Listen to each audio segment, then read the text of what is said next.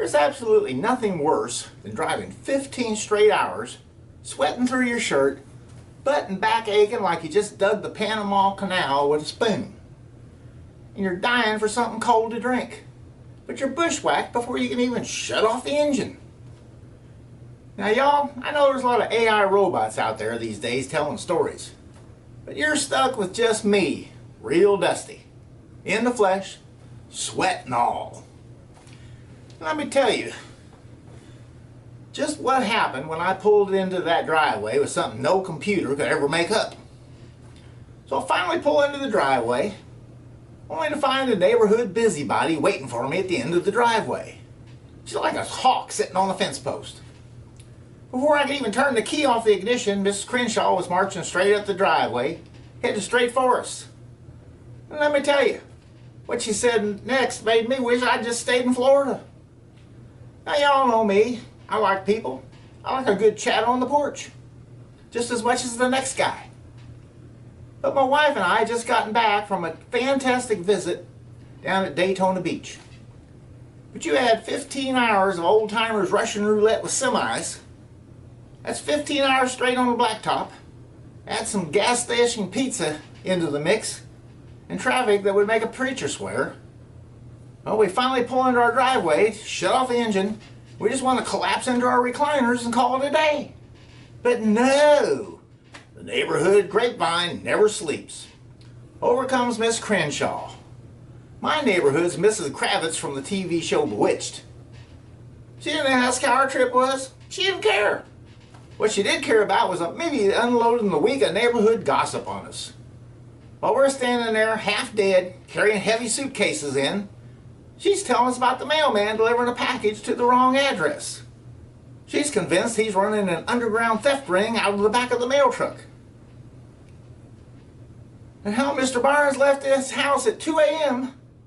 Yeah, she never sleeps, and hadn't come back yet. And blah, blah, blah, blah, blah.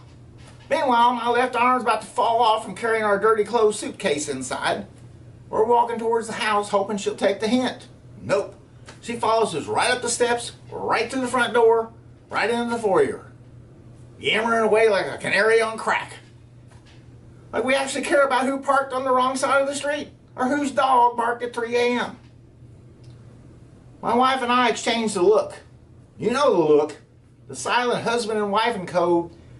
Husband and wife code, it means, do something, I'll back you up. Every couple has one.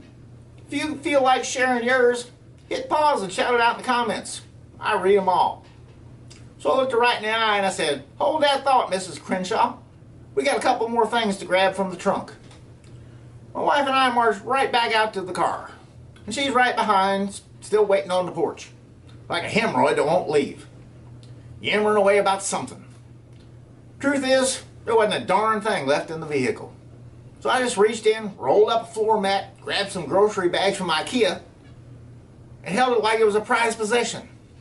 Instead of walking through the front door, where she was waiting, we veered left. We slipped right through the side service door of the garage, locked it behind us, and walked into the kitchen, where we proceeded to let out the biggest sigh of relief you ever heard. We stood there in the dark kitchen, peeking through the window. Miss Crenshaw was still standing on the front porch, eyes glued to the front door, still talking to thin air. Then, a voice floated right through the front door, and we heard it echoing across the yard. How rude! She turned and sashayed towards another neighbor who had mistakenly come outside. You have to look around before going outside. You can't just willy-nilly open the door and venture out. You need to do some recon first. I'll tell you what, that was weeks ago. And how rude has become the official phrase of our household. If the dog comes running through the living room with muddy paws, my wife looks at him and says, how rude. I'm in the middle of a hot shower and the water turns ice cold. How rude. It gets a laugh out of us every time. So next time something irks you, just say, how rude. Give it a try. I promise you'll be laughing about it for a week. Y'all have a good Wednesday, and I'll see you right back here on the porch this Sunday morning at 8. This is Dusty. I love you guys. See y'all on the next one. Dusty out.